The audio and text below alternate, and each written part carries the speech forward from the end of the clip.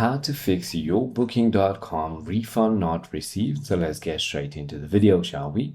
So the first thing you want to do is check your refund status in your application. All you need to do is go to booking.com and then click on the bookings tab and check the refund status. If that is not the case, you want to also check for your email updates. You want to look for any refund confirmation emails on your from your booking.com application.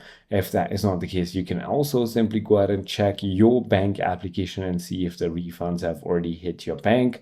But if it's still not, then you want to simply go ahead and check your original payment method that you have set on your booking.com application, because generally refunds go to original payment method.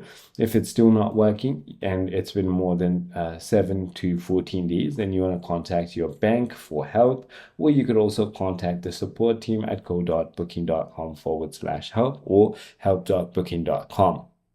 I hope this video clarifies everything for you. If you have further more queries, feel free to comment down below and I'll see you on the next one.